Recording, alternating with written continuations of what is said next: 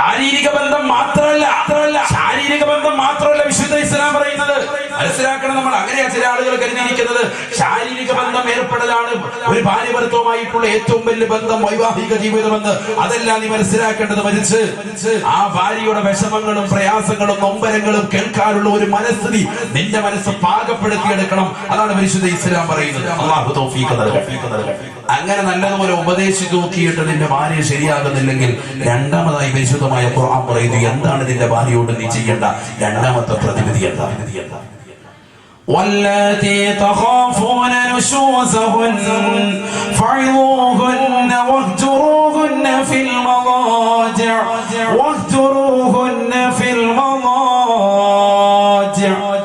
പരിശുദ്ധമായ ഖുർആനിലൂടെ അല്ലാഹു ഓർമ്മപ്പെടുത്തുകയാണ്, നിന്റെ ഭാര്യ നിന്നോട് പിണക്കം വെച്ചാൽ, നിന്നെ പറയുന്നത് അനുസരിക്കാതിരുന്നാൽ ആ ഭാര്യയോട് നീ ഉപദേശിക്കണേ, നല്ല നിർദ്ദേശങ്ങൾ കൊടുക്കണേ.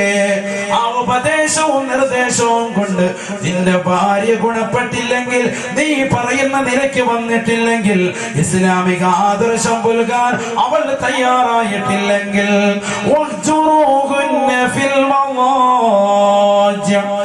രണ്ടാമതായ ഖുർആൻ പറയുന്നത് നിന്റെ ഭാര്യയെ കിടക്കയിൽ നിന്ന് ഒഴിവാക്കണേ എന്ന് പറഞ്ഞാൽ അവളുമായി ശാരീരിക ബന്ധം വിച്ഛേദിക്കണേ. ആരായത് പറയുന്നത്? ഖുർആനാണ്. മനസ്സിലായിക്കൊള്ളു. എന്താ പറയല്ല, കിടപ്പറയിൽ നിന്ന് ഒഴിവാക്കുക. ഇത് വലിയൊരു അധ്യാപനം എന്ന് പറഞ്ഞാൽ അതിന്റെ അർത്ഥം എന്താ? കൂടെ കിടക്കുന്നതിൽ നിന്ന്, അവരുമായി ചൂടുപറ്റി കിടക്കുന്നതിൽ നിന്ന്, ശാരീരിക ബന്ധം ഏർപ്പെടുന്നതിൽ നിന്ന് ഭാര്യ ഒഴിവാക്കുക. ഒരുവിധപ്പെട്ട ഭാര്യമാരൊക്കെ അതുകൊണ്ട് അവൾ നന്നാവും, സ്വഭാവം നന്നാവും. ആരും പറയാ? പരിശുദ്ധ ഖുർആൻ പറയാ. ഇനി അങ്ങനെ നന്നായിട്ടില്ലെങ്കിൽ മൂന്നാമത്തെ വർഷം പറയുന്നുണ്ട്, ഇത് ചെയ്യുന്നതിലൂടെ നിനക്ക് കിട്ടുന്ന കൂലി എന്താ? ഖുർആൻ പറഞ്ഞതനുസരിച്ചുള്ളതാകുന്ന ജീവിതക്രമം നീ കൊണ്ടുവന്നു, ചിട്ടവട്ടം കൊണ്ടുവന്നു, അതാ നിനക്ക് കിട്ടുന്ന കൂലി. ഇതല്ല നീ നേരെ മറിച്ച് ആദ്യം തന്നെ വാണോങ്ങി, അവളുടെ നേരെ കൈ ഓങ്ങി, അവളെ അടിച്ചു, ശകാരിച്ചു, തീറ്റ വിളിച്ചു. ഇത് പരിശുദ്ധ ഇസ്ലാം അംഗീകരിക്കുന്നതല്ല. ഇവിടെ അങ്ങ് ചീത്തവിളി പറഞ്ഞിട്ടില്ല. എവിടെയെങ്കിലും നിന്റെ ഭാര്യയെ ശകാരിക്കണമെന്നും അടിക്കണമെന്നും പറഞ്ഞിട്ടില്ല. കല്യാണം കഴിക്കാൻ പറഞ്ഞ പരിശുദ്ധമാക്കപ്പെട്ട ദീൻ തന്നെ പറയുന്നു, നിന്റെ ഭാര്യ നിനക്ക് അടിക്കാനും ശകാരിക്കാനും ഓങ്ങാനും ഉള്ളതാകുന്ന ഒരു അവസ്ഥയുമില്ല. നിന്റെ ഭാര്യയെ ഉപദേശിച്ചു നോക്കി ശരിയായില്ലെങ്കിൽ രണ്ടാമതായി കിടപ്പറെ നകച്ചു നോക്കുക, അഥവാ അവളുമായി ശാരീരിക ബന്ധം ഒഴിവാക്കുക. ഒരിക്കലും തന്നെ റൂമിന്റെ വെളിയിലിട്ടിട്ട് കഥ കടക്കരുത്. അങ്ങനെ അടച്ചാൽ പിന്നെ ഒരു ഹോൺ കേൾക്കുമ്പോ അവള് വല്ല മീൻകാരന്റെ കൂടെ ഒളിച്ചോടിയിട്ടുണ്ട്. അതുകൊണ്ട് എന്ത് ചെയ്യരുത്? റൂമിന്റെ വെളിയിലിട്ടിട്ട് കഥ കടക്കരുത്. ഇപ്പൊ അങ്ങനെയാണെന്ന് വെച്ചാൽ ഇപ്പോഴത്തെ ന്യൂ മോഡൽ പരിപാടി എന്താ? സ്വന്തം ഭാര്യ അല്പം ഒരു പിണക്കം വെച്ച് കഴിഞ്ഞാൽ പിന്നെ അവളെ നേരെ കിതാബൊക്കെ എടുത്തിട്ട് ഇറങ്ങിക്കോളാൻ പറയാം. എന്നിട്ട് നേരെ അവളെ കൊണ്ടുവന്ന് അവളുടെ വീട്ടിലോട്ട് കൊണ്ടേയാക്കുക. ചെറിയ വിഷയമായിരിക്കും, പക്ഷെ വലിയ പർവ്വതീകരിച്ചവൻ കാണിക്കുക, വലിയ ആളാകുക. എന്ത് വലിയ ആള്? എന്നിട്ട് ഭാര്യ അവിടെ കൊണ്ട് നിന്നിട്ട് അവളുടെ വാപ്പയോട് പറയും, അവള് ശരിയല്ല കേട്ടോ, അവളെ ഒന്ന് റെഡിയാക്കിയിട്ട് വേണമെന്ന് പറഞ്ഞേക്കും, കുറച്ച് ഉപദേശിക്കണം. ഇവനറിയത്തില്ല, എന്നെ ഉപദേശിക്കാറിയത്തില്ല, വായെടുത്താ ചീത്തയാണ്. അതുകൊണ്ട് ഇവൻ പറയും കുറച്ച് ഉപദേശിക്കണം വാപ്പയോട്. എന്നിട്ട് ഇവൻ പതുക്കെ പോരുക. ചെറിയ വിഷയമായിരിക്കും, നിസാര വിഷയമായിരിക്കും. ആ നിസാര വിഷയം പർവ്വതീകരിക്കുകയാണ്, വലിയ വിഷയമാക്കി. ഒരിക്കലും ഭാര്യയെ കൊണ്ട് അങ്ങനെ പോയി വിടാൻ പരിശുദ്ധ ഇസ്ലാം ഇതുവരെ നമ്മളോട് പറഞ്ഞിട്ടില്ല. അങ്ങനെ കൊണ്ടുപോയി വിടാൻ പറഞ്ഞിട്ടില്ല. അതൊക്കെ ത്വലാഖിലേക്ക് വഴിവെക്കും, അതൊക്കെ വിവാഹമോചനത്തിലേക്ക് വഴിവെക്കും. പരിശുദ്ധമാക്കപ്പെട്ട ഇസ്ലാം ഒരു പെണ്ണുമായിട്ടുള്ള ബന്ധം അത് എന്നെന്നും നിലനിൽക്കണം. ഈ ദുനിയാവിൽ മാത്രമല്ല ആഖിറത്തിൽ നിലനിൽക്കണമെന്ന് വാശി പിടിക്കുന്ന മതമാണ്. ദുനിയാവിൽ മാത്രമല്ല, ഇവിടെ സ്ത്രീകൾ കൂടുതലായിട്ട് ത്വലാഖ് ചെല്ലപ്പെടുന്നു, സ്ത്രീകൾ വിവാഹമോചനം ചെയ്യപ്പെടുന്നു എന്ന് ചാനലുകളോട് ഗർജിക്കുന്നതാകുന്ന ജഡ്ജിമാരോട്, അത് ഏത് സമുദായത്തിൽപ്പെട്ടവരാകട്ടെ, അവരോട് എനിക്ക് പറയാനുള്ളത്, പരിശുദ്ധമാക്കപ്പെട്ട ദീൻ പഠിക്കാത്തവരാണ് ആ വിവാഹം കഴിച്ചവരൊക്കെ. ദീൻ പഠിക്കാത്തവര് ഉലമാക്കളാണോ കുറ്റക്കാർ? ആലിമീങ്ങളാണോ കുറ്റക്കാർ? പണ്ഡിതന്മാരാണോ കുറ്റക്കാർ? ഇവിടുത്തെ ദക്ഷിണ കേരള ജമിയത്തുലമയുടെ ഉലമാക്കളാണോ കുറ്റക്കാർ? പറയും നിങ്ങൾ മനസ്സിലാക്കി. ആരവിടെ കുറ്റക്കാര്? കല്യാണം കഴിക്കാൻ പോകുന്ന ഭർത്താക്കന്മാരും ചെറുക്കന്മാരും ചെക്കന്മാരും ചുള്ളന്മാരും അതുപോലെ തന്നെ സ്ത്രീകളുമൊക്കെ പരിശുദ്ധമാക്കപ്പെട്ട ദീനിന്റെ ആദർശങ്ങളും ആശയങ്ങളും പഠിക്കാതെ വൈകാരികമാകുന്ന ചിന്ത ഉണർത്തുന്ന രീതിയിൽ ഒരു വിവാഹ ജീവിതത്തിലേക്ക് കാലെടുത്തു വെച്ച നഷ്ടപ്പെട്ടത് കൊണ്ടല്ലേ ഈ വിവാഹമോചനത്തിലേക്ക് എത്തിപ്പെടുന്നത്. ആരാണ് ഇവിടെ കുറ്റക്കാർ? ഈ പഠിക്കാതെ ഏതെങ്കിലും ചില ചെറുപ്പക്കാര് പൈശാചികമാകുന്ന രീതിയിൽ പാശ്ചാത്യ രാജ്യങ്ങളിൽ നടക്കുന്ന വൈകൃതങ്ങൾ, വൈകൃതങ്ങൾ അവർ CD എടുത്തിട്ട് ബ്ലൂ ഫിലിമുകൾ കണ്ടിട്ട് ഇതൊക്കെയാണ് സ്ത്രീകളുമായിട്ടുള്ള ബന്ധമെന്ന് മനസ്സിലാക്കിയിട്ട് അത്തരത്തിലുള്ള വൈകൃതമാകുന്ന രീതിയിലുള്ള രതിക്രമങ്ങൾ വീട്ടിൽ അരമനയിൽ അടങ്ങേറുമ്പോ, തന്റെ പ്രിയപ്പെട്ട ഭാര്യ ഒളിച്ചോടുമ്പോ, അല്ലെങ്കിൽ ആ ഭാര്യ അവരുമായിട്ട് പിണങ്ങി കഴിയുമ്പോ, അവരുമായിട്ട് ജീവിക്കാൻ എനിക്ക് ബുദ്ധിമുട്ടാണെന്ന് പറയുമ്പോ ആരാണ് ഇവിടെ കുറ്റക്കാർ? സമുദായമാണോ കുറ്റക്കാര്? അവർ അറിവ് നുകരാത്തത് കൊണ്ടാണ്, അറിവ് പഠിക്കാത്തത് കൊണ്ടാണ്. അതുകൊണ്ടാണ് അഷ്റഫുൽ ഖൽഖ് മുഹമ്മദ് മുസ്തഫ സല്ലല്ലാഹു അലൈഹി വസല്ലം ഇതൊക്കെ പഠിപ്പിക്കുന്നത് ഖുർആൻ വെച്ച് സൂറത്തുൽ നിസായിലൂടെ, സ്ത്രീ എന്ന ഒരു പ്രഥമമാകുന്ന അധ്യായത്തിലൂടെ അല്ലാഹു പറയുന്നു, നിന്റെ പ്രിയപ്പെട്ട ഭാര്യയോട് പിണക്കം വെച്ച് കഴിഞ്ഞാൽ അവൾക്ക് ഉപദേശം കൊടുത്ത്, രണ്ടാമതായി അതുകൊണ്ട് റെഡിയായില്ലെങ്കിൽ ഓക്കെ, റെഡിയായില്ല, അവൾ നന്നാവുന്നില്ലെങ്കിൽ രണ്ടാമതായി പരിശുദ്ധ ഇസ്ലാം പറയുന്നു, നിന്റെ ഭാര്യയെ കിടക്കയിൽ നിന്ന് ഒഴിവാക്കണം, ശാരീരിക ബന്ധം ഒഴിവാക്കണം, ശാരീരിക ബന്ധം ഒഴിവാക്കണം. ഇപ്പൊ കല്യാണം കഴിഞ്ഞ് തന്റെ പ്രിയപ്പെട്ട ഭാര്യയുമായിട്ട് ഒരു 5 വർഷം ജീവിതം നയിച്ചു, അല്ലെങ്കിൽ 1 കൊല്ലം കഴിയുമ്പോഴത്തേക്കും ഭാര്യ വലിയ കട്ടിലൊക്കെ തന്നെയാണ്, ഡബിൾ കോട്ട് ബെഡ്, എന്നിട്ട് പറയും തിരിഞ്ഞു കിടന്നു പറയും, കഴിഞ്ഞു, എല്ലാം കഴിഞ്ഞു, അസ്സലാമു അലൈക്കും. ഇപ്പൊ പിന്നെ തെക്കോട്ടും ഇതോട് വടക്കോട്ടും. 5 വർഷം കഴിയുമ്പോ ഭാര്യയെ തൊട്ടടുത്ത് കെട്ടിലിട്ട് കൊടുക്കുക, അവിടെ കിടന്നോ, 1 പെറ്റി 2 പെറ്റി 3 പെറ്റിനപ്പുറത്ത്. 4ാമത്തെ പെണ്ണിന് പ്രസവം കൂടി കഴിഞ്ഞപ്പോഴത്തേക്കും, പ്രസവം കൂടി കഴിഞ്ഞപ്പോ ഇവിടെ തൊട്ടപ്പുറത്ത് റൂമിലോട്ട് മാറ്റപ്പെട്ടു. അപ്പം പിന്നെ വേറൊരു ഡിസൈൻ. കാരണം ഇവരെന്താ ഈ കുട്ടികളിൽ വെച്ചെന്നവര് കേൾക്കാൻ പറ്റത്തില്ല, ഭയങ്കര ആരോഗ്യ. ഇവര് സുഖമായിട്ട് ഉറങ്ങണം, നല്ല പോത്തും ബീഫും ഒക്കെ അടിച്ച്, ചിക്കൻ 65 ഒക്കെ അടിച്ച്, പുട്ടുകടയിൽ പോയി 3 പുട്ടും 4 ബീഫ് റോസ്റ്റും ഒക്കെ അടിച്ചിട്ട് ഹൈവാൻ വന്ന് പോത്ത് പോലെ കിടന്ന് ഉറങ്ങാം. ഏയ് ആരും കപ്പയെന്ന് നല്ലൊരു ബിരിയാണിയൊക്കെ വാങ്ങിച്ചു വന്നിട്ട് നല്ല റാഹത്തായി രീതിയിൽ കഴിച്ചുകൊണ്ട് കിടന്ന് ഉറങ്ങാം. ഇവനിതാ പരിപാടി, സുഖമായിട്ട് ഉറങ്ങണം. അതുകൊണ്ട് ഭാര്യയുമായിട്ടുള്ള സമ്പർക്കമൊന്നും പറ്റത്തില്ല, അവളുമായി കൂടെ കിടക്കാൻ പോലും ഇവര് സമയമില്ല, കുട്ടികളുടെ കരച്ചിലുകൾക്ക്. അതുകൊണ്ട് നീ അപ്പുറത്ത് മുങ്ങിപ്പിക്കിടന്നു. ഇത് പരിശുദ്ധ ഇസ്ലാം പറഞ്ഞിട്ടുള്ള കാര്യമാണോ? ഞാനതാ നേരത്തെ പറഞ്ഞത്, ഭാര്യയുമായിട്ടുള്ള ശാരീരിക ബന്ധം മാത്രമാണ് കുടുംബജീവിതം എന്ന് മനസ്സിലാക്കിയവർക്ക് തെറ്റുപറ്റിയിരിക്കുകയാണ്. അവൻ അറിവില്ല, സത്യത്തിൽ അറിവില്ലായ്മയാണ്. ഹബീബായ റസൂലുള്ളാഹി സ്വല്ലല്ലാഹു അലൈഹി വസല്ലമ തങ്ങൾ തന്റെ പ്രിയപ്പെട്ട ഭാര്യയാകുന്ന ആയിഷ സിദ്ദീഖ റളിയല്ലാഹു അൻഹയുടെ മടിത്തട്ടിൽ തലവെച്ച് കിടന്നിട്ടാണ് ലോകത്തിന്റെ നായകൻ ഈ ലോകത്ത് നിന്ന് വിട പറയുന്നത്. ഹബീബായ നബി സ്വല്ലല്ലാഹു അലൈഹി വസല്ലമ തങ്ങൾ ഈ ലോകത്ത് നിന്ന് വിട പറയുമ്പോ കുടുംബജീവിതത്തിന്റെ മകുടോദാഹരണം അല്ലാഹുവിന്റെ റസൂലില്ലയോ, ലോകത്തിന്റെ നായകനില്ലയോ? ലോകത്തിന്റെ നായകൻ ഈ ലോകത്ത് നിന്ന് വിട പറയുമ്പോ മദീനത്തെ പള്ളിയുടെ അകത്തലങ്ങളിൽ മെഹ്റാബിൽ തലവെച്ച് കിടക്കാമായിരുന്നു. റൗള എന്ന് വിശേഷിപ്പിക്കുന്ന, ഈ ദുനിയാവിലെ സ്വർഗമെന്ന് വിശേഷിപ്പിക്കുന്ന സുന്ദരമാകുന്ന റൗളയിൽ തലചായ്ച്ചുകൊണ്ട് അല്ലാഹുവിന്റെ റസൂലിനെ വേണമെങ്കിൽ ഈ ലോകത്ത് നിന്ന് വിട പറയാമായിരുന്നു. പക്ഷേ ഹബീബായ നബി തങ്ങൾ എവിടെ വെച്ചാ കിടന്നത്? തന്റെ പ്രിയപ്പെട്ട ഭാര്യയാകുന്ന ആയിഷ സിദ്ദീഖയുടെ മടിത്തട്ടിൽ, അബൂബക്കർ സിദ്ദീഖ് തങ്ങളുടെ പൊന്നുമോളുടെ മടിത്തട്ടിൽ തലവെച്ചിട്ടാണ് ലോകത്തിന്റെ നായകൻ വഫാത്തായത്. അല്ലാഹുവിന്റെ റസൂല് ഈ ലോകത്ത് ജീവിച്ചു വരാനിരിക്കുന്ന വിശ്വാസികൾക്ക് കുടുംബത്തിന്റെ ഏറ്റവും വലിയ മകുടോദാഹരണം ലോകത്തിന്റെ നായകനില്ലയോ, അല്ലാഹുവിന്റെ റസൂലിനില്ലയോ? ഹബീബായ നബി തങ്ങൾ വഫാത്താകുന്ന സമയം, മരിക്കാൻ കിടക്കുക, എന്താ ഭാര്യയായിട്ട് വല്ല ശൃംഗരിക്കാൻ പോകണോ? അല്ല, ഭാര്യയോടുള്ള സ്നേഹവും കുടുംബജീവിതം പഠിപ്പിക്കുക. സ്വന്തം ഭാര്യയുടെ മടിത്തട്ടിൽ തലവെച്ചിട്ടാണ് അല്ലാഹുവിന്റെ റസൂൽ ലോകത്ത് ഇവിടെ പറഞ്ഞത്. റസൂലുള്ളാഹിക്കന്ത ഇതിനേക്കാൾ വലിയ സുന്ദരമാകുന്ന സ്ഥലം കിട്ടത്തില്ലായിരുന്നു. ഇതൊക്കെ ജീവിതമാണ്, ഇതാണ് കുടുംബജീവിതം. ഇതാണ് നമ്മൾ മനസ്സിലാക്കേണ്ടത്. സ്വന്തം ഭാര്യയ്ക്ക് ആർത്തവം ഉണ്ടാകുന്ന പീരിൽ അവളുമായി ശാരീരിക ബന്ധം നിഷേധിച്ചതാകുന്ന പരിശുദ്ധമാക്കപ്പെട്ട ദീനിന്റെ അടിസ്ഥാന മസല, ആ ഭാര്യയുടെ ആർത്തവം ഉണ്ടാകുന്ന കാലഘട്ടത്തിൽ അല്ലാഹുവിന്റെ റസൂൽ തന്റെ പ്രിയപ്പെട്ട ഭാര്യയാകുന്ന ആയിഷ സിദ്ദീഖ് അടുക്കലേക്ക് കടന്നു ചെന്നിട്ട് ആ ആയിഷ ബീവിയുടെ തലപിടിച്ച് സ്വന്തം പടിയിലേക്ക് വെച്ചിട്ട് ആയിഷ ബീവിയുടെ തലയിലെ മുടിയിഴകളിൽ പ്രവാചകൻ തന്റെ വിരലുകൾ ഒടിക്കുമായിരുന്നു. ചരിത്രത്തിൽ കാണാം. ഭാര്യയുമായിട്ട് കൂടെ കിടന്ന് ബന്ധപ്പെടുന്നതല്ല, മറിച്ച് അവൾക്ക് ആർത്തവം ഉണ്ടാകുന്ന പീരിയഡുള്ള ടൈമിൽ പോലും അവളെ കൊണ്ടുവന്ന് അവളുടെ തല സ്വന്തം മടിയിലേക്ക് വെച്ചിട്ട് അവളുടെ തലയിലെ മുടിയിഴകളിൽ പ്രവാചകൻ ഓടിക്കുമായിരുന്നു, മുടി ചീകി കൊടുക്കുമായിരുന്നു. ഹദീസ് ഗ്രന്ഥങ്ങളിൽ കാണാം. നമ്മളാണെങ്കിലും ഏറ്റവും 7 ദിവസം കഴിഞ്ഞിട്ട് കാണാം കേട്ടോ, അസ്സലാമു അലൈക്കും മുങ്ങ, പിന്നെ ഇവിടെ ഇല്ല. ഇതാണോ ജീവിതം? ഇതാണോ ജീവിതം? മനസ്സിലാക്കണം. നമ്മൾ കുടുംബജീവിതം താറുമാറാകുമ്പോ ശൈലില്ലെന്നറിയുമ്പോ അവിടെ വന്നിട്ട് മഹല്ലുകളിൽ വന്നിട്ട് കല്ലെറിഞ്ഞിട്ട് കാര്യമില്ല.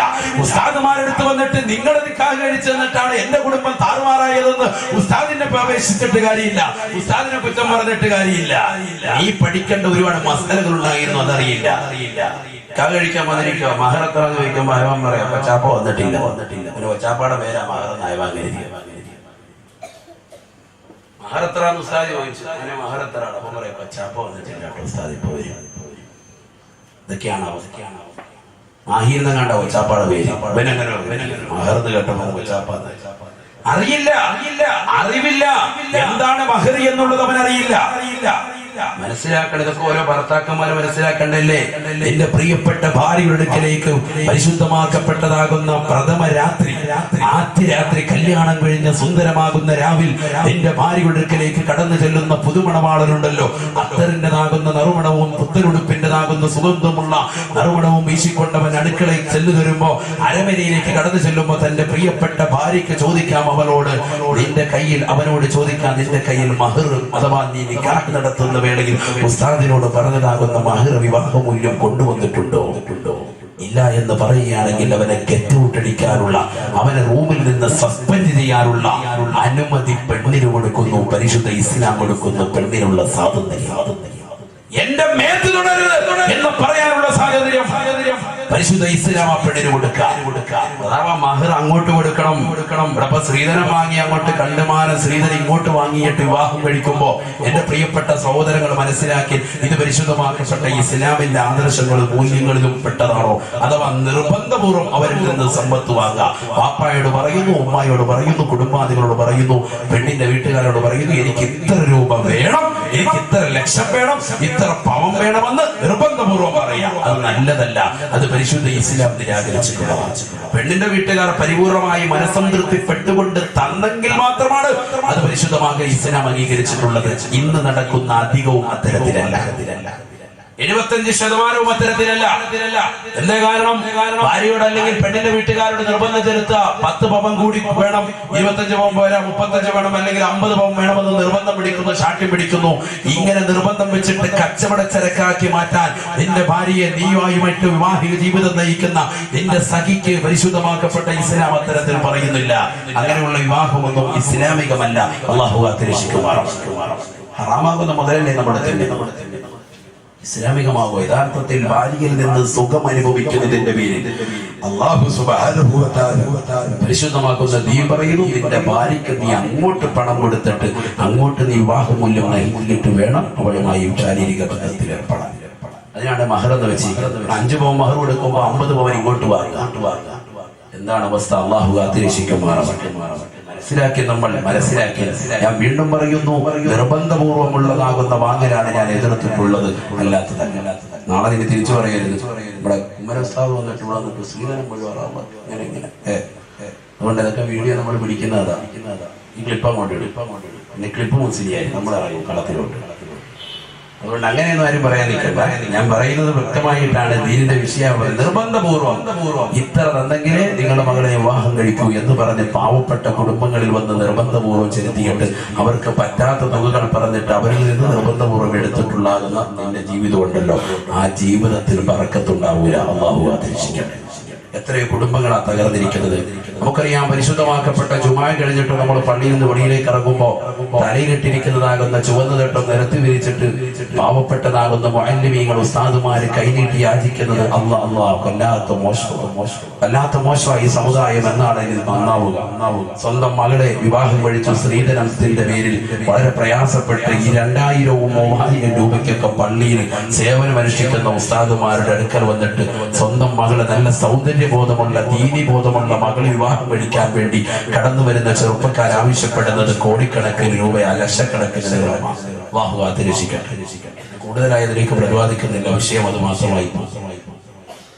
പിന്നീട് ഒരിക്കൽ നമുക്ക് സംബന്ധിക്കാം. അല്ലാഹു തൗഫീഖ് നൽകട്ടെ. ചുരുക്കത്തിൽ, ഭാര്യ പിണങ്ങിക്കഴിഞ്ഞാൽ രണ്ടാമതായി പരിശുദ്ധ ഇസ്ലാം പറയുന്നത് ആ ഭാര്യയോട് കിടക്കയിൽ നിന്ന് അകറ്റുക എന്ന് പറഞ്ഞാൽ റൂമിന് വെളിയിലാകരുത്. സ്വന്തം കിടക്കയിൽ തന്നെ അവളുമായി ബന്ധം പുലർത്തുന്നത് വിച്ഛേദിക്കുക. 2 വിഷയം നമ്മൾ ആകെ എന്ന് പഠിച്ചത്. എന്താണത്? ഒന്ന് ഭാര്യ നമ്മളോട് പിണക്കം വെച്ചാൽ ഉപദേശം കൊടുക്കുക. രണ്ടാമതായി പരിശുദ്ധ ഇസ്ലാം പറയുന്നു അവളെ കിടക്കയിൽ നിന്ന് ഒഴിവാക്കുക, ബന്ധം പുലർത്തുന്നത് ഒഴിവാക്കുക. മൂന്നാമതായി എന്താണ് പരിശുദ്ധ ഇസ്ലാം പറയുന്നത്? ഈ രണ്ട് ഓപ്ഷൻ നമ്മൾ പരീക്ഷിച്ചു, ഇത് രണ്ടും നമ്മൾ വിജയിച്ചില്ല. കിടക്കയിൽ നകറ്റി നോക്കി, ശാരീരിക ബന്ധം വിച്ഛേദിച്ചു, ഒരു കുഴപ്പമില്ല. അവള് നല്ല ഫുഡൊക്കെ അടിച്ച് റാഹത്തായ നിലയിൽ ഫ്രിഡ്ജിന്ന് ജ്യൂസൊക്കെ അടിച്ച് കുടിച്ചോണ്ടിരിക്കുക, ഒരു കുഴപ്പമില്ല. ഭർത്താവ് മോശമായി, ഭർത്താവ് ഇതൊക്കെ നിബന്ധന വെച്ചിട്ട് ഇവൾക്ക് യാതൊരുവിധ ഒരുക്കമില്ല എങ്കിൽ പിന്നെ മൂന്നാമത്തത് എന്താ? മൂന്നാമത്തെ ഓപ്ഷൻ പരിശുദ്ധമായ ഖുർആൻ പറയുന്നു. ആ മൂന്നാമത്തെ ഓപ്ഷനാണ് പ്രവാചകൻ തന്റെ പ്രിയപ്പെട്ട അനുയായ ഉമർ ഇബ്നുൽ ഖത്താബ് തങ്ങളോട് നിന്റെ പ്രിയപ്പെട്ട ഭാര്യ നിന്നോട് പിണക്കം വെച്ച് കഴിഞ്ഞാൽ ആ ഭാര്യ നീ അടിക്കണേ പരിശുദ്ധ ഖുർആൻ. ആദ്യത്തെ രണ്ട് വിഷയങ്ങൾ കഴിഞ്ഞിട്ടാണ് മൂന്നാമതായി ഖുർആൻ പറയുന്നത് ഭാര്യയെ നീ അടിക്കാനുള്ള. ഉപദേശിച്ചു നോക്കി, ശരിയായില്ലെങ്കിൽ അടുത്തത് കിടപ്പിൽ നകച്ചു നോക്കി, അതുകൊണ്ടും ശരിയായില്ലെങ്കിൽ മൂന്നാമതായി പറയുന്നു ഭാര്യയെ നിരക്കടിക്കാം. നല്ല അടിവെച്ചു കൊടുക്കണം. അത് തന്നെ കൈയുടെ വെള്ളയിലോ അല്ലെങ്കിൽ മുട്ടിന് താഴെയോ ഒരൊറ്റ വെള്ളി കൊണ്ട് ശരീരം പൊട്ടാത്ത നിലയ്ക്കടിക്കണം. ഇങ്ങനെയാണ് പിന്നെ എന്തിനാ അവസാനം അടിക്കുന്നത്? വേറെ ജോലിയൊന്നും അടിക്കാന്നൊക്കെ പറയുന്നത്. നാലാമതായി ഒരു കാര്യം പറയുന്നു അല്ലാഹുവിന്റെ വിശുദ്ധമായ ഖുർആൻ. നാലാമതായി പറയുന്നു ഈ മൂന്ന് കാര്യം കൊണ്ട് സാധാരണഗതിയിൽ നല്ല സ്ത്രീകളാണെങ്കിൽ നന്നാവുമെന്നും പരിശുദ്ധ ഇസ്ലാം. അല്ലാഹു കൂട്ടത്തിൽ നമ്മുടെ ഭാര്യമാരെ ഉൾപ്പെടുത്തുമാറാവട്ടെ. ചില ആളുകൾ ഉപദേശം കൊടുക്കുമ്പോൾ തന്നെ നന്നാവും. എത്രയോ ഭാര്യമാരുണ്ട്, ഉമ്മമാരുണ്ട്, ഭർത്താവിന് ജീവിതത്തിൽ ഒരു അടി പോലും കിട്ടിയിട്ടില്ല, ഒരു നോട്ടം പോലും നല്ലതുപോലെ നോക്കേണ്ടി വന്നിട്ടില്ല, ദേഷ്യത്തിൽ കലി വെച്ചിട്ട് അവർ നോക്കേണ്ടി വന്നിട്ടില്ല. എന്താ കാര്യം? അതിനു മുമ്പ് തന്നെ പെണ്ണത് കറക്റ്റായിട്ട് ചെയ്യും, അവർക്കത് അറിയാം, അവരത് രീതിക്ക് തന്നെ ചെയ്യും. അത്തരത്തിലുള്ള സഹോദരിമാരും അല്ലാഹു കബൂലാക്കട്ടെ. ഒരു ഭർത്താവ് തന്റെ പ്രിയപ്പെട്ട ഭാര്യയോട് പറഞ്ഞു എന്നും കല്യാണം കഴിഞ്ഞതിന് ആദ്യ ദിവസം അദ്ദേഹം ഭക്ഷണം വിളമ്പി വെച്ചു. ഭാര്യയോട് പറഞ്ഞു ഈ സുപ്രയുടെ ചുവട്ടിൽ നീ ഒരു ഗ്ലാസ് വെള്ളം കൊണ്ടുവന്ന് വെക്കണം, ഒരു മൺപാത്രത്തിൽ വെള്ളം കൊണ്ടുവന്ന് വെക്കണം. ഒരു ഭർത്താവ്, ഒരു വലിയ മഹാനാണ്, തന്റെ ഭാര്യയോട് പറയാ. ഭാര്യ എന്ത് ചെയ്തു? എല്ലാ ദിവസവും കൊണ്ടുവന്ന് വെള്ളം വെച്ചു. അവസാനം ഈ വെള്ളം ഇദ്ദേഹം ഉപയോഗിക്കുന്നത് കാണുന്നില്ല. അങ്ങനെ ദിവസങ്ങൾ കഴിഞ്ഞ് അവസാനം കുറെ നാളുകൾ കൊണ്ട് കഴിഞ്ഞപ്പോ വഫാത്തിന് ടൈം എടുത്തപ്പോ ഇദ്ദേഹം പറഞ്ഞു നീ ഇനി വെള്ളം വെക്കേണ്ടതില്ല, വെള്ളം നീ ഇങ്ങനെ കൊണ്ടുവന്ന് വെള്ളം കൊണ്ട് വെക്കായിരുന്നു, ഇനി ആ മങ്കടത്തിൽ കൊണ്ടുവന്ന് വെള്ളം വെക്കേണ്ടതില്ല. അതെന്താ കാരണമെന്ന് ആ പെണ്ണ് അന്വേഷിച്ചപ്പോ ഭാര്യയോട് പറഞ്ഞു മറ്റൊന്നുമല്ല, ഞാൻ ആദ്യത്തെ ദിവസത്തിൽ പ്രഥമ രാത്രിയിൽ തന്നെ ഭക്ഷണം വെച്ചിട്ട് സുപ്രയിൽ വെച്ചിട്ട് വെള്ളം വെക്കണമെന്ന് നിന്നോട് ആവശ്യപ്പെടാനുള്ള കാരണം എങ്ങാനും എന്റെ കയ്യിൽ നിന്ന് വായിലേക്ക് വെക്കുന്നതാകുന്ന ആഹാരം ഒരൊറ്റ ചോറ് വെളിയിലേക്ക് പോയാൽ ആ ചോറ് നിലത്ത് വീണ് കഴിഞ്ഞാൽ ആ ചോറെടുത്തിട്ട് കഴുകി വെള്ളത്തിൽ കഴുകിയിട്ട് കഴിക്കാൻ വേണ്ടിയായിരുന്നു വെള്ളം നിന്നോട് എടുത്തു വെക്കാൻ പറഞ്ഞു. പക്ഷെ നിന്റെ വിളമ്പലിന്റെ ശ്രദ്ധയും എന്റെ കഴിക്കലിന്റെ ശ്രദ്ധയും കാരണം ഇതുവരെ ഒരു വറ്റുപോലും പുറത്തു പോകാതെ കഴിക്കാൻ സാധിച്ചു എന്നുള്ളത് വലിയ സന്തോഷമുണ്ട്. അതുകൊണ്ട് ഇനി അത് വേണ്ടതില്ല എന്ന് ആ ഭാര്യയോട് അദ്ദേഹം പറയുന്നു. ഈ വലിയ മഹാഭാര്യ ചരിത്രത്തിൽ ഈ വലിയതാകുന്ന ചരിത്രവും ഇന്നലകളിൽ നടന്ന ഈ സംഭവം നമ്മുടെ ജീവിതത്തിൽ വലിയ മാറ്റം സൃഷ്ടിക്കുന്നതാണ്. കാരണം എന്താ? വെള്ളം എടുത്തു വെക്കാൻ പറഞ്ഞിട്ട് അദ്ദേഹത്തോട് അവസാനം വേണ്ട എന്ന് ഭാര്യയോട് പറയുമ്പോഴാണ് ഭാര്യ ചോദിക്കുന്നത് എന്തിനായിരുന്നു? ഇതുവരെ നിങ്ങൾ വെക്കാൻ പറഞ്ഞ എന്തിനാണ്? നമ്മളാണെങ്കിൽ ഒരു ഗ്ലാസ് വെള്ളം കൂടെ ഉണ്ട്, അപ്പൊ ചോദിക്കുക എന്തിനാണ് 100 ചോദ്യം ഉണ്ടാവും. അല്ലെങ്കിൽ ഒരു ദിവസം അത് കൊണ്ടുവന്നു നമ്മളത് ഉപയോഗിക്കുന്നത് കണ്ടില്ല, രണ്ടാമത്തെ ദിവസം വെള്ളം ചോദിക്കുമ്പോഴത്തേക്കും വെള്ളം വേണമെങ്കിൽ എടുത്തു വെള്ളം ഇന്നലെ കൊണ്ടുവന്ന് ഇവിടെ ഒരു കടം വെള്ളം വെച്ചിട്ട് നിങ്ങളത് വല്ല ഉപയോഗിച്ച എന്ന് ചോദിക്കുന്ന സഹോദരിമാരില്ലേ? ചിന്തിക്കും, മനസ്സിലാക്കി. ഞാനിത് പറഞ്ഞത് ചില സഹോദരിമാരുണ്ട്, ഒരു കാര്യം അങ്ങോട്ട് പറഞ്ഞാൽ അവർക്കൊരു നോട്ടം മതി, അവരതങ്ങനെ അനുസരിച്ചു. ഈ ചരിത്രത്തിൽ നടന്നതാണ്. ആ സഹോദരി, ആ ഭാര്യ ജീവിതത്തിൽ ഒരിക്കലും തന്റെ ഭർത്താവിനോട് ചോദിച്ചിട്ടില്ല എന്തിനു വേണ്ടിയാണ് നിങ്ങൾ വെള്ളം എടുത്തു വെക്കാൻ പറഞ്ഞത്. ചോറ് കളയരുതേ, വിളമ്പി നിലത്ത് പൊഴിയരുതേ, ഒരു മണി അരിക്ക് പെരിയവൻ കൊടുത്ത പദവിയും മഹത്വപൂരിതമാ ശിഫയത് മുഴുക്കയാക്കിയതാ.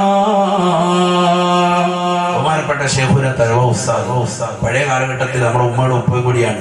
അതിനു വേണ്ടി ഇങ്ങനെ മലബാറിലേക്ക് പോയിട്ട് അവിടെ നിന്ന് ഭാര്യയ്ക്ക് കത്തെഴുതുമ്പോ ഇങ്ങനെ പാട്ട് രൂപത്തിലാണ് കത്തെഴുതുക.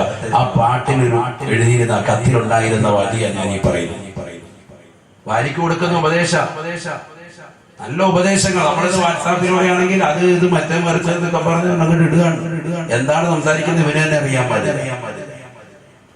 അങ്ങനെ തേനെ വാനേനൊക്കെ വിളിക്കുന്നതിന് പകരം ഇവിടെ അയക്കുന്നത് ദീനിന്റെ മസാലകൾ ചേർത്തിട്ടാണ്, പരിശുദ്ധ ദീനിന്റെ വിഷയങ്ങൾ ചേർത്തിട്ടാണ്. ഒരുപാട് വിഷയമുണ്ട് അത് ബന്ധപ്പെട്ട്. കഥകടയ്ക്കാതെ ഉറങ്ങരുതേ നീ നോക്കാതെ, ഞാനത് റെഡിക്കടച്ചെന്നുറപ്പ് പലരും നിനക്ക് തന്നാലും, സകലത മടഞ്ഞ് കണ്ടാലും അടുത്ത് ചെന്നിടണേ, അടിമുടി അടക്കി നോക്കിടണേ, അതിലൂടെ കൊളുത്തു സാക്ഷകൾ ശരിക്ക് വീണത് പിടിച്ചു നോക്കിടണേ, എന്നിട്ടുറപ്പിലെത്തിടണേ. കാര്യമോ ശരിയാ, പക്ഷെ നിനക്കിതും കളിയാ, എന്നാൽ മുബശ്ശിറായ റസൂല് തന്നത് പരസ്യമാക്കിയതാ, ഗൗരവമുണ്ട് കൂടിയതാ. വീടിന്റെ കഥ കിടക്കുന്നതിനെ കുറിച്ച് ഇങ്ങനെ എല്ലാ വിഷയങ്ങളും സംബന്ധിച്ച് ഇങ്ങനെ കത്തെഴുതുക. അതിൽപ്പെട്ടതാണ് ചോറ് കളയരുത്, അത് വിളമ്പി നിരത്ത് പൊഴിയരുത്. കാരണം 1 മണിക്ക് പടച്ചവൻ കൊടുത്തതാകുന്ന അനുഗ്രഹം വലിയ മഹത്വമാണ് എന്ന് പ്രവാചകൻ പറഞ്ഞൊരു ഹദീസുണ്ട്. ആ ഹദീസ് വിശദീകരിച്ചിട്ട് മഹാനവറുകൾ 10 രൂപത്തിൽ ഭാര്യയ്ക്ക് കത്തയച്ചു. ഇതൊക്കെ കുടുംബജീവിതം ഞാൻ ഈ പറയുന്നത്. ഭാര്യമാർക്ക് കൊടുക്കേണ്ട കത്ത്, അവർക്ക് കൊടുക്കേണ്ട വാട്സാപ്പ്, അവർക്ക് കൊടുക്കേണ്ട ഫേസ്ബുക്കിലൂടെയുള്ള കമന്റ് ഒക്കെ ഇതൊക്കെയായിരിക്കും നമ്മളെന്താ അയക്കുന്നത്. ഓരോരുത്തരും മനസ്സിലായിക്കോളി, ചിന്തിച്ചോളി. നമ്മുടെ ഭാര്യയെ വിളിച്ചിട്ട് നമ്മൾ ഇന്ന് വരെ കഥ കടച്ചിട്ടുണ്ടോ, ഈ വിഷയങ്ങൾ ശ്രദ്ധിച്ചിട്ടുണ്ടോ, ദീനിന്റെ വിഷയം മക്കളെ നിസ്കരിച്ചിട്ടുണ്ടോ, അവർക്ക് ഭക്ഷണം കൊടുത്തോ, ഇതൊക്കെ ദീനാണ്. ഒക്കെ ദീനിൽപ്പെട്ടതാണ്, അല്ല ദീനിന്റെ പുറത്തല്ല. നമസ്കരിച്ചിട്ടുണ്ടോ, നീ നമസ്കരിച്ചോ, നമസ്കാരം എല്ലാം നാളത്തായോ, സുന്നത്തൊക്കെ നിസ്കരിക്കാൻ കഴിഞ്ഞോ, ഭക്ഷണമൊക്കെ കഴിച്ചോ, മക്കൾക്കൊക്കെ ഭക്ഷണം കൊടുത്തോ, വീടിന്റെ വാതിലൊക്കെ അടച്ചേക്കണം കേട്ടോ, ഞാൻ ഇന്ന് എന്തായാലും ഇപ്പം വൈകും, ജോലി അല്പം തിരക്കാണ്. ഇതൊക്കെ ഭർത്താവിന്റെ ചുമതല, ഇതൊക്കെ പറയാനാണ് വിളിക്കുന്നത്. അല്ലാതെ അങ്ങോട്ട് വിളിച്ചിട്ട് പിന്നെ കുറച്ച് ഇറച്ചി കൊണ്ടുവരും കേട്ടോ, മീനെല്ലാം കൊണ്ടും മുളകൊക്കെ ഒന്ന് റെഡിയാക്കി വെച്ചേക്ക്, ഞാനിപ്പോ വരിക. ചില ഭർത്താക്കന്മാരുണ്ട് തീരെ പറയാതെ മിണ്ടാതെ ഭാര്യയുടെ അടുക്കള അതിൽ കൂടെ കയറി അവിടെ കയറിച്ചിട്ട്. ഇതൊക്കെ ഇസ്ലാമികമല്ല, അനിസ്ലാമികമാണ്. വീടിന്റെ നേരെയുള്ള വാതിലിൽ കൂടി നിങ്ങൾ കടന്നു തരണം. പരിശുദ്ധ ഖുർആൻ പറഞ്ഞിട്ടില്ലേ, പുറവാതിലൂടെ ചെന്നിട്ട് ഭാര്യയോട് പറയാതെ അങ്ങോട്ട് ചിലവരെ ഞെട്ടിച്ചേക്കാം. ചില ഭർത്താക്കന്മാരുടെ ചെയ്തിയാണ്. അതൊന്നും ഇസ്ലാമികമല്ല, അതൊക്കെ മോശപ്പെട്ട പ്രവർത്തനമാണ്. പ്രവാചകൻ നേരത്തെ തന്നെ ഒരു ദൂതനെ പറഞ്ഞേക്കുമായിരുന്നു. തിരിച്ച് വീട്ടിലേക്ക് വരുമ്പോ അള്ളാഹുവിന്റെ റസൂൽ സല്ലല്ലാഹു അലൈഹി വസല്ലം തങ്ങൾ എത്തുന്നു എന്ന് പറയുന്നു. അള്ളാഹുവിന്റെ റസൂൽ നേരെ പള്ളിയിൽ വന്നു, നമസ്കരിച്ചു, വീട്ടിലേക്ക് കടന്നു ചെല്ലും. അതിനു മുമ്പായിട്ട് ചില ഹദീസുകൾ കാണാം, സ്വന്തം മകനാകുന്ന ഫാത്തിമ ബീവിയുടെ അടുക്കലേക്ക് കടന്നു ചെല്ലുമായിരുന്നു. അള്ളാഹു മനസ്സിലാക്കാൻ തൗഫീഖ് തരട്ടെ. ഇതൊക്കെയാണ് ജീവിതം നമ്മൾ മനസ്സിലാക്കേണ്ടത്. ഈ 3 രീതിയിൽ ഒരു ഭാര്യയോട് വർത്തിക്കുമ്പോ, അഥവാ ഉപദേശിച്ചു നോക്കി, അവളെ കിടപ്പുരകത്ത് നോക്കി, അടിച്ചു നോക്കി, ഈ 3 രീതിയിൽ ഉപദേശിക്കുമ്പോ തന്നെ അധിക ഭാര്യമാരും നന്നാവും എന്നാണ് പണ്ഡിതന്മാർ നമ്മളെ ഉപദേശിക്കുന്നത്. അതുകൊണ്ട് തന്നെയാണ് പരിശുദ്ധമായ ഖുർആൻ എടുത്തു പറയുന്നത്, ഫഇന്ന തുഅലകും ഫലാ തബ്ഗൂ അലൈഹിന്ന സബീലാ ഇന്നല്ലാഹ കാന അലൈക്കും റഖീബാ. അല്ലയോ പ്രിയപ്പെട്ട ഭർത്താക്കന്മാരെ, സഹോദരങ്ങളെ, നിങ്ങളുടെ ഭാര്യമാര് നിങ്ങളോട് പിണക്കം വെച്ച് കഴിഞ്ഞാൽ അവരെ നിങ്ങൾ ഉപദേശിച്ചു നോക്കലിലൂടെയോ, നിങ്ങൾ കിടപ്പറയിൽ നഗത്തലിലൂടെയോ, ഒരു അടി നിങ്ങൾ ഇസ്ലാമികമായി കൊടുക്കലിലൂടെയോ അവൾ നിന്നോട് അനുസരണ വർത്തിച്ചു കഴിഞ്ഞാൽ, നീ പറയുന്ന കാര്യങ്ങൾ പരിപൂർണമായി അവർ ജീവിതത്തിൽ കൊണ്ടുവന്നു കഴിഞ്ഞാൽ, ഫലാ തബ്ഗൂ അലൈഹിന്ന സബീലാ. പിന്നെ നീ അക്രമത്തിന്റെ വഴിയിലേക്ക്, മോശപ്പെട്ട പ്രവർത്തനത്തിലേക്ക് നീ പോകരുതേ എന്ന് പരിശുദ്ധ ഖുർആൻ. എത്രയോ ചെറുപ്പക്കാരുണ്ട് കല്യാണം കഴിഞ്ഞ് 2-3 ദിവസമാകുമ്പോൾ തന്നെ തന്റെ ഭാര്യ തന്നോട് പിണങ്ങി ഉസ്താദ് എന്ന് പറഞ്ഞിട്ട് ഭാര്യയെ കൊണ്ട് വീട്ടിലാക്കുന്നവരില്ലയോ, ഭാര്യയുമായി പിണങ്ങിക്കഴിയുന്നവരില്ലയോ, അവസാനം അത് തലാഖിലേക്ക് എത്തുന്നതില്ലയോ, കുടുംബ ബന്ധം വിച്ഛേദിക്കുന്നവരില്ലയോ, സ്വന്തം ഭാര്യയുമായിട്ട് പിണങ്ങി കഴിയുന്നവരില്ലയോ. ഇന്നും ഈ ശബ്ദം കേൾക്കുന്ന അതിന്റെ മജിലിസിരുന്നുകൊണ്ട് എന്റെ കുടുംബം അത്തരത്തിൽ തകർന്നു എന്ന് നൊമ്പരപ്പെടുന്ന സഹോദരങ്ങളെ, സഹോദരിമാരെ, അറിയ അറിയണേ, പഠിക്കണേ. നിന്റെ പ്രിയപ്പെട്ട ഭർത്താവ് നിന്നോട് പിണക്കം വെച്ച് കഴിയുമ്പോ ആ ഭർത്താവിനോട് നീ എന്താണ് ചെയ്യേണ്ടതെന്നറിയുമോ? ഭർത്താവിന് സ്നേഹം കൊണ്ട് വീർപ്പ് മുട്ടിക്കണേ. നബിയുനാ റസൂലുള്ളാഹി സ്വല്ലല്ലാഹു അലൈഹി വസല്ലം അതൊക്കെ ചരിത്രം പറഞ്ഞു. ഒരു ഭർത്താവ് ഭാര്യയോട് വണങ്ങിയാൽ എന്താണ് ഭാര്യ ചെയ്യേണ്ടത്? ഭാര്യ കൂടുതൽ അങ്ങോട്ട് അടുക്കാൻ ശ്രമിക്കണം. ഹബീബ് റസൂലുള്ളാഹി സ്വല്ലല്ലാഹു അലൈഹി വസല്ലം ഒക്കെ പറയും ഇൻഷാ അല്ലാഹ്. ഭാര്യമാരുടെ കടമകൾ പറയും. 3 രീതിയിൽ നിന്റെ ഭാര്യയോട് നീ വർത്തിച്ചു റെഡിയായിട്ടില്ലെങ്കിൽ 4ാമതായി പരിശുദ്ധ ഇസ്ലാം പറയുന്നു, ആ ഭാര്യയുടെ കുടുംബത്തിൽ നിന്ന് ഒരാളെയും ഇവന്റെ കുടുംബത്തിൽ നിന്ന് ഒരാളെയും ചർച്ച മധ്യസ്ഥന് വന്നിട്ട് ചർച്ച ചെയ്യുക. കാരണം എന്താ? ഇനി ഇത് ഒത്തൊരുമിച്ച് പോകണോ വേണ്ടയോ? ഒരുപാട് കാലം കഴിയും. അപ്പോ വിഷയങ്ങളൊക്കെ ഒരുപാട് വലിയ സങ്കീർണമായി വലിയ പ്രശ്നമായി എങ്കിലാണ് അവസാനമായിട്ട് ഈ ചർച്ച വരുന്നത്.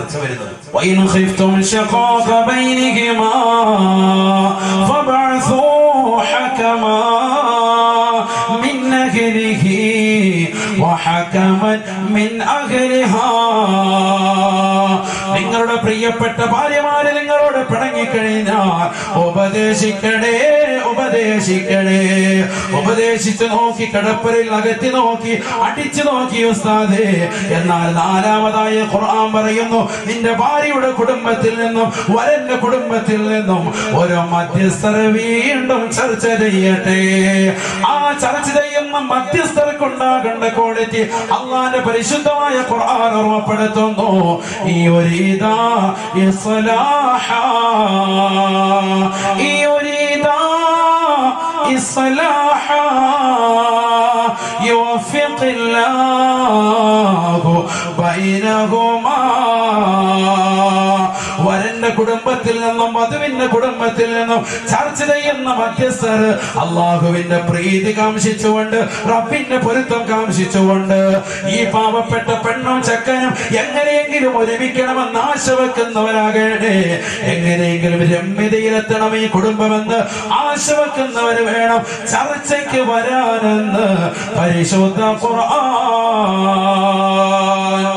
അല്ലാതെ ഹയവാൻ ശരിക്കും ഫുഡ് കഴിക്കായിരുന്നു, എന്റെ മോക്കൊന്നും കൊടുക്കത്തില്ല, അതെന്താ കാര്യമെന്ന് അന്വേഷിക്കണം. ഇല്ലെങ്കിൽ അവൻ അടിച്ചിട്ടുണ്ട്, ആ അടിച്ചതെന്താ, ഇല്ലെങ്കിൽ അവന് കൊടുത്ത സ്ത്രീധന തുക തിരിച്ചു വാങ്ങണം, അത് ചോദിക്കണം. അവൻ അന്ന് കുറഞ്ഞു പോയെന്ന് പറഞ്ഞ എന്റെ മോളെ അടിച്ചത്, അത് കുറച്ച് കാര്യങ്ങൾ ചോദിക്കാറുണ്ട്. അത് ചോദിച്ചിട്ട് ഉസ്താദേ നമ്മുടെ ചർച്ചയ്ക്ക് ഇപ്പം. അല്ലാതെ നിങ്ങൾ ഇനി എന്തൊക്കെ പറഞ്ഞാലും ശരി, നിങ്ങൾ ഏത് ജമാഅത്തിൽ ഇമാമെന്ന് പറഞ്ഞാലും ശരി, നമുക്കിനി ചോദിക്കാം. ഹയവാൻ തന്നെ ഇങ്ങനെ ചർച്ചയ്ക്ക് ചോദിക്കാം. നമ്മളില്ല, നാണം കിടാൻ എല്ലാവരും ഈ ചർച്ച നടക്കും. എന്നിട്ട് ഉസ്താദുമാരെ വിളിച്ചോണ്ട് പോവാ, ഉസ്താദുമാരോടെ പോയി നാണം കിടുക. കാരണം ഇവര് തമ്മി അങ്ങോട്ടും ഇങ്ങോട്ടും പോട്ടെ, അടിയാകുക. എന്താ ഇത് കാര്യം? അതുകൊണ്ട് ചർച്ചയ്ക്ക് പോകുമ്പോ ആദ്യമായിട്ട് വരനും വധു അതിന് ശ്രദ്ധിക്കും. നമ്മുടെ കുടുംബത്തിൽ നിന്ന് ആരാ പോകുന്നത്? കൊട്ടേഷൻ ടീമിനെയൊക്കെ വിളിച്ചോണ്ട് കൊണ്ടുപോവാണെങ്കിൽ പറയണം, എന്റെ പൊന്നു കാക്ക നമുക്ക് എങ്ങനെയെങ്കിലും ആ പെണ്ണു വാങ്ങി, ഇനിയിപ്പോ വേറെ ഒന്നും വേണ്ട, ഉള്ളത് കൊണ്ട് ഓണം പോലെ നിങ്ങൾ റാത്തായിക്കോളാം. നിങ്ങൾ എന്തായാലും നിങ്ങൾ ഇടങ്ങോരിടാൻ വരണ്ടേ, ആരെയൊന്നും വിളിക്കേണ്ട കാര്യമില്ല. ഇസ്പായിക്കിന്റെ ആൾക്കാരെയൊക്കെ കുടുംബത്തിൽ നിന്ന് വിളിച്ചോണ്ട് വരിക. എന്താ ഇവിടെ പരിപാടി? ഇറച്ചി വെട്ടാൻ വെള്ളം ഉണ്ടാക്കാൻ വേണ്ടിയാണ്, കച്ചറ ഉണ്ടാക്കാൻ വേണ്ടി അങ്ങനെയുള്ള ആളുകളെ ഒന്നും കൊണ്ടുപോകരുത്. കാരണം ഈ പാവപ്പെട്ട പെണ്ണിന്റെയും കുടുംബ പ്രശ്നമല്ലേ, നിസ്സാര വിഷയമാണോ? ഇവിടെ വന്ന് ബഹളം വെച്ചിട്ട് ഇവരങ്ങ് തിരിച്ചു പോകും. ഈ പാവപ്പെട്ട പെണ്ണും ചെക്കനും 2 തുരുപത്തിലാവുക. അവരുടെ പ്രശ്നം പിന്നെ ആരും അറിയുന്നില്ല, അവരുടെ കണ്ണീര് പിന്നെ ആരും കണ്ണീരൊപ്പുന്നില്ല. ഇത് വന്നിട്ട് കൊച്ചാപ്പയും മൂത്താപ്പയും വന്നിട്ട് ബഹളം ഉണ്ടാക്കിയിട്ട് അത് പോകും. ഇനി കോലാഹലം തെറ്റിച്ചിട്ടുള്ളൂ. അതുകൊണ്ട് ഒരിക്കൽ പോലും അതിനു വേണ്ടി നിങ്ങൾ തുനിയരുത്. ആര് പറയുന്നു? പരിശുദ്ധമായ ഖുർആൻ. ഈ ഒരീദാ ഇസ്ലാഹ യുവഫിഖില്ലാഹു ബൈനഹുമാ. വരന്റെ കുടുംബത്തിൽ നിന്നും വധുവിന്റെ കുടുംബത്തിൽ നിന്നും ചർച്ചയ്ക്ക് വരുന്നവർക്കുണ്ടാകേണ്ടതായ ക്വാളിറ്റി ഏതെന്നറിയുമോ? അവർക്കുണ്ടാകേണ്ട വിദ്യാഭ്യാസം ഏതെന്നറിയുമോ? MBBS ബിരുദധാരിയാകട്ടെ, എത്ര വലിയ ആത്മീയമാകുന്ന ശോഭനമാകുന്ന അറിവുള്ളവരാകട്ടെ, അവർക്കുണ്ടാകേണ്ട ക്വാളിറ്റി ഈ ഭാര്യയും ഈ ഭർത്താവും രണ്ടുപേരും ഒരുമിക്കണേ, എങ്ങനെയെങ്കിലും ഒത്തൊരുമയിൽ പോകണേ. അങ്ങനെയുള്ള ആളുകൾ ചർച്ചയ്ക്ക് വന്നാൽ അല്ലാഹു ഖുർആനോട് പറയുന്നു, അവർക്കിടയിൽ അള്ളാഹു യോജിപ്പിനെ നൽകുന്നതാണ്, അള്ളാഹു അതിന് തൗഫീഖ് നൽകുന്നതാണ്. അള്ളാഹു തൗഫീഖ് നൽകട്ടെ. എത്ര കുടുംബങ്ങൾ അങ്ങനെ കഴിയുന്നുണ്ട്. അള്ളാഹു തൗഫീഖ് നൽകട്ടെ ഒരുമിക്കാൻ. മനസ്സിന് അല്ലാഹു സമാധാനം നൽകട്ടെ. നീര് എന്താകട്ടെ, 2-3 മക്കളുണ്ടതിന് പ്രയാസപ്പെട്ട് കഴിയും. എത്ര കുടുംബങ്ങളുണ്ട് അങ്ങനെ നീര് പുകയുന്നതാകുന്ന കുടുംബം. അവരുടെ മനസ്സിൽ എത്ര മറ്റൊരു ചെറുക്കന്റെ കൂടെ കഴിഞ്ഞാലും അവരുടെ മനസ്സിന്റെ മനോമുഖരത്തിൽ ആ ഒരു ചിന്ത അവർക്കുണ്ടാകും. അതുകൊണ്ട് അല്ലാഹു ഒരുമിപ്പിക്കുമാറാവട്ടെ, സന്തോഷം നൽകി അനുഗ്രഹിക്കുമാറാവട്ടെ. പ്രശ്നങ്ങളില്ലാത്ത കുടുംബങ്ങളിൽ നമ്മൾ ആദ്യം മനസ്സിലാക്കണം. പ്രശ്നങ്ങളില്ലാത്ത കുടുംബങ്ങളില്ല. എല്ലാ കുടുംബത്തിലുണ്ട് പ്രശ്നങ്ങൾ, നൊമ്പരങ്ങൾ, വിഷമങ്ങൾ, ദുരിതങ്ങൾ. സയ്യിദുനാ ഉമർ ബിൻ ഖത്താബ് റളിയല്ലാഹു തആല അൻഹു അദ്ദേഹം വീട്ടിലിരിക്കുമ്പോൾ തന്റെ ഭാര്യ അദ്ദേഹത്തിന്റെ അടുക്കലുണ്ട്. അപ്പോഴതാ കടന്നു വരുന്ന ഒരു ചെറുപ്പക്കാരൻ ആ വീട്ടിലേക്ക്. അമീറുൽ മുഅ്മിനീനായി ഇസ്ലാമിക ഭരണം നടത്തുന്ന കാലഘട്ടമാണ്. മുഅ്മിനീങ്ങളുടെ അമീറാണ് ആര്? ബഹുമാനപ്പെട്ട ഉമർ ഇബ്നുൽ ഖത്താബ് റളിയല്ലാഹു അൻഹു. വീട്ടിലേക്ക് ഒരാൾ കടന്നു വന്നു. ഇവിടെ ശ്രദ്ധിക്കുക, കടന്നു വന്ന ആള് അയാൾക്കുള്ള കാരണം എന്താണെന്നറിയുമോ? തന്റെ ഭാര്യ തന്നോട് ഒട്ടും പറഞ്ഞിട്ട് അനുസരിക്കുന്നില്ല. താനെങ്ങനെ ഭാര്യയുടെ മുന്നിൽ മൊയ്തായിട്ട് ജീവിക്കാൻ. എനിക്ക് വേണ്ട പഠിച്ചോണ്ട തന്നെ അത്യാവശ്യത്തിന് കേൾക്കരുത്. നീയായിട്ട് കൂട്ടായി എന്നെ നിങ്ങൾക്ക് കാണാൻ പറ്റുന്നില്ല. നീ പഠിച്ചോ വീഡിയോ പിടിക്കുന്ന കറക്റ്റ് അല്ലേ?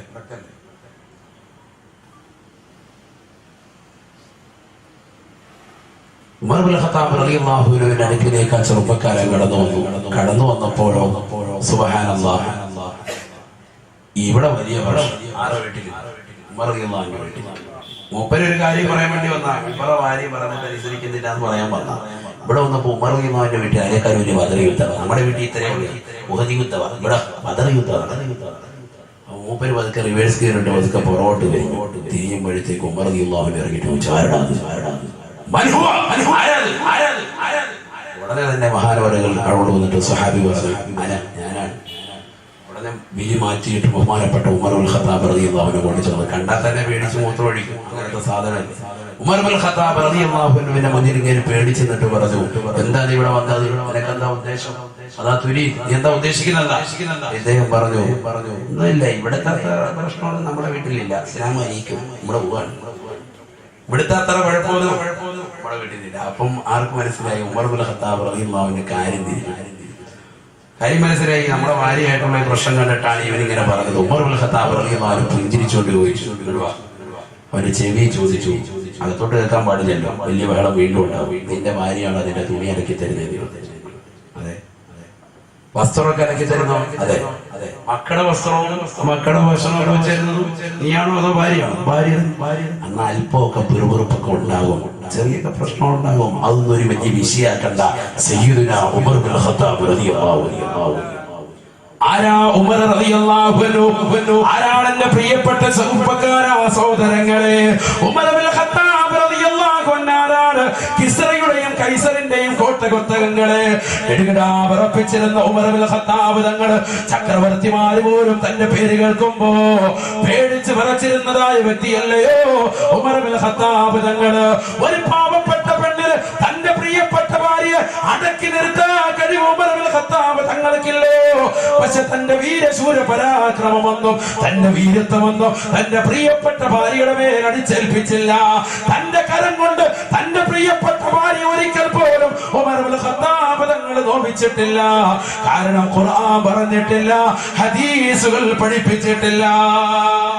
അടിക്കാൻ വേണ്ടി കൈയില്ലാണ്ടാണോ? ഒരൊറ്റ അടിക്കും ആള് മയ്യിത്താവും. ഇങ്ങനത്തെ കൈയായത് ഉമർ ഇബ്നുൽ ഖത്താബ് റളിയല്ലാഹു അൻഹു.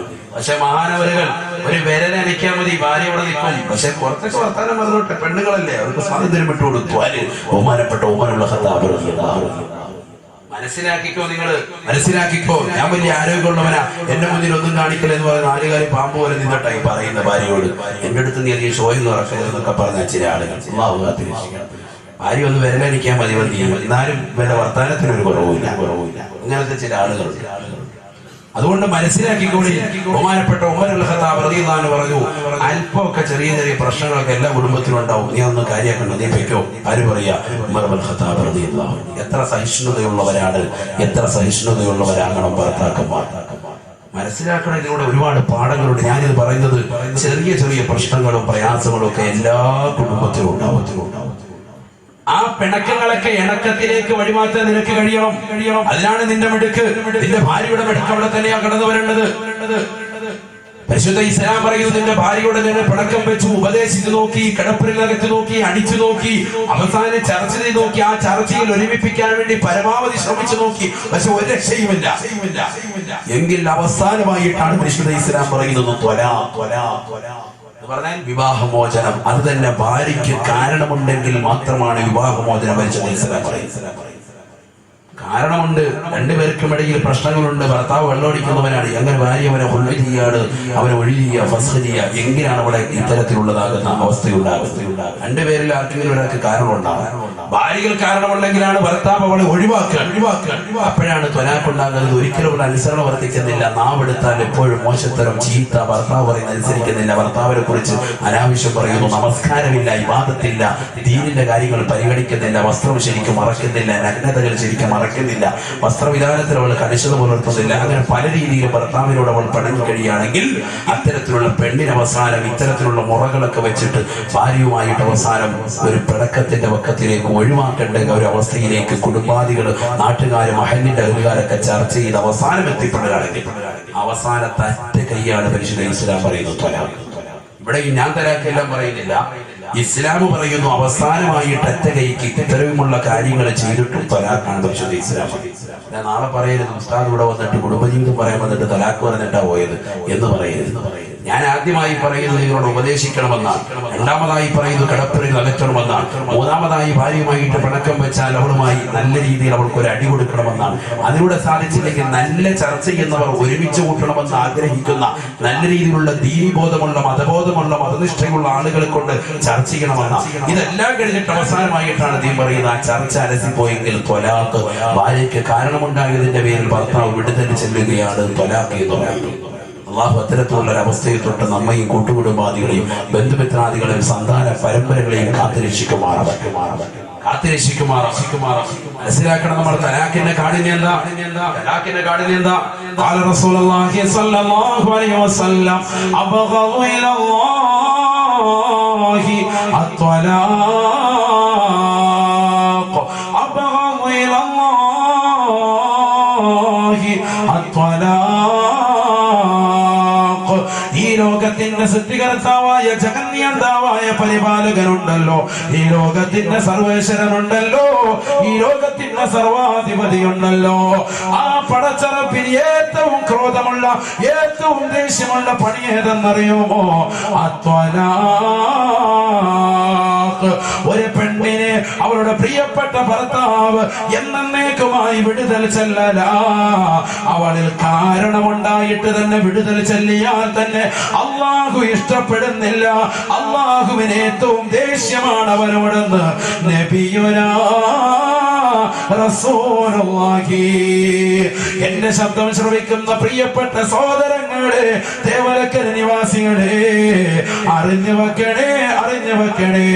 നിന്റെ ഭാര്യ നിന്നോട് ചെറിയ വിഷയത്തിൽ പണക്കം വെക്കുമ്പോ പാവപ്പെട്ട പെണ്ണല്ലയോ, 18ന്റെ നിറകുടമല്ലയോ, പാവപ്പെട്ടവളല്ലയോ, നിന്റെ വീട്ടിലേക്ക് കടന്നു വന്നിട്ട് അവൾ വസ്ത്രം അലക്കിയപ്പോ അതിൽ പോരായ്മ വന്നതിന്റെ പേരിൽ, അവൾ ഭക്ഷണം വെച്ചപ്പോ അതിൽ ഉപ്പ് കുറയുകയും കൂടുകയും ചെയ്തതിന്റെ പേരിൽ തലാഖിലേക്ക് എടുത്തു ചാടുന്നവരെ, ഭാര്യയെ മർദ്ദിക്കുന്നവരെ, അടിച്ചവശരാക്കുന്നവരെ, അവസാനം നീ തലാഖ് ചൊല്ലിയിട്ട് ആ പാവപ്പെട്ട പെൺകുട്ടി വന്നുകൊണ്ട് കഥയല്ലത് ജീവിതം പാറിയുള്ള റിയാലിറ്റി ഷോകളിൽ വന്നിട്ട് അള്ളാന്റെ ദീനിനെതിരെ പറയുമ്പോ, പരിശുദ്ധമാക്കപ്പെട്ട ഇസ്ലാമിനെതിരെ പറയുമ്പോ, ഈ മുസ്ലിം സമുദായത്തെ കുറിച്ച് ലോകരെ തെറ്റിദ്ധരിക്കുകയല്ലയോ, സോഷ്യൽ മീഡിയ തെറ്റിദ്ധരിക്കുകയല്ലയോ, ഈ സമുദായ പ്രതികൂട്ടിലാവുകയല്ലയോ? ആലിമീങ്ങളാണോ കുറ്റക്കാര് സഹോദര? ഈ പരിശുദ്ധമാകുന്ന ദീനിന്റെ ആദർശങ്ങള് തൊള്ള തുറന്ന് പറയുന്ന ഉലമാക്കളാണോ കുറ്റക്കാര്? പഠിക്കാത്തവരല്ലയോ? ആദർശം പഠിക്കണേ, ദീൻ പഠിക്കണേ. ഹബീബായ നബി തങ്ങൾ പറയുന്നു, ഒരു ഭർത്താവ് തന്റെ പ്രിയപ്പെട്ട ഭാര്യയെ കാരണമുണ്ടായിട്ട് വിടുതൽ ചെല്ലിയാൽ പോലും അള്ളാഹുവിനെ ഏറ്റവും ദേഷ്യമാണെന്ന് നബിയുനാ റസൂലുള്ളാഹി സ്വല്ലല്ലാഹു അലൈഹി വസല്ലം. അല്ലാഹു അതിരക്ഷിക്കുമാറാവട്ടെ.